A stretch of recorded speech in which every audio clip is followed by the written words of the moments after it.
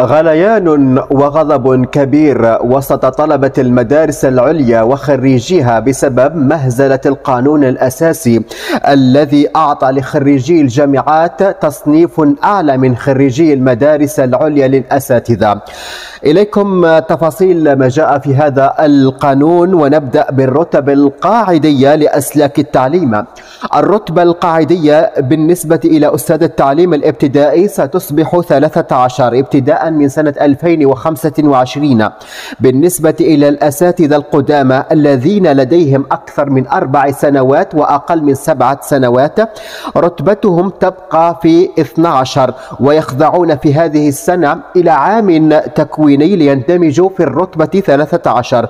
بالنسبة للذين لديهم أكثر من 7 سنوات يندمجون مباشرة في الرتبة 13. نفس الشيء أو نفس الكلام ينطبق مع أساتذة التعليم المتوسط. المشكلة أين؟ المشكلة في طلبة المدارس العليا وخريجيها. بالنسبة إلى الطلبة فستتغير مدة تكوينهم أو مدة تكوينهم الابتدائي والمتوسط. مدة تكوينهم ستصبح 5 سنوات بعدما كانت 3 سنوات للابتدائي و4 سنوات للمتوسط، والثانوي سيصبح يتكون 6 سنوات كاملة. والسؤال المطروح: هل الطلبة الحاليين في المدارس العليا ستتغير مدة تكوينهم أم يخص فقط الطلبة الجدد الذين سيدخلون إلى هذه المدرسة؟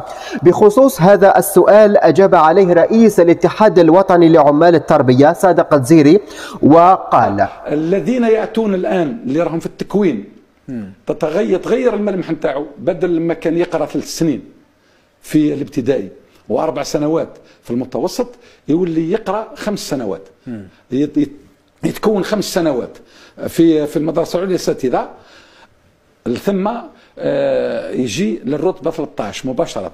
الآن اللي راح يتخرجوا السنة من المدرسة العليا الأساتذة واللي ما قراش 5 سنوات، هذا يروح للرتبة 12، يدمج يعني يدي الرتبة 12 كرتبة قاعدية كبداية، وبعد ذلك يروح ل 13. معناه تصبح الرتبة 12 كمرحلة أولى آئلة للزوال، تصبح آئلة للزوال. ما يقال على الابتدائي يقال على المتوسط، لأنه المتوسط كان 12 وراح يولي 13 كرتبة قاعدية. بالنسبة للثانوية؟ الثانوي يولي 14. نفس الشيء، الرتبة 13 تولي من بعد آئلة للزوال. إذن من خلال كلامه نستنتج أن الطلبة الذين سيتخرجون هذا العام لا تتغير مدة تكوينهم ويصنفون في الرتبة 12 مع خريجي الجامعات في الرتبة 13. بالنسبة للطلبة الآخرين ستتغير مدة تكوينهم، وهذا القرار أثار غضب كبير وغليان وسط الطلبة في المدارس العليا، وهم الآن يهددون بالإضراب ومقاطعة الامتحانات حتى يتم إعادة النظر في مدة تكوينهم وإعادة تصنيفهم أو إعطاء تصنيف أعلى من تصنيف الجامعة.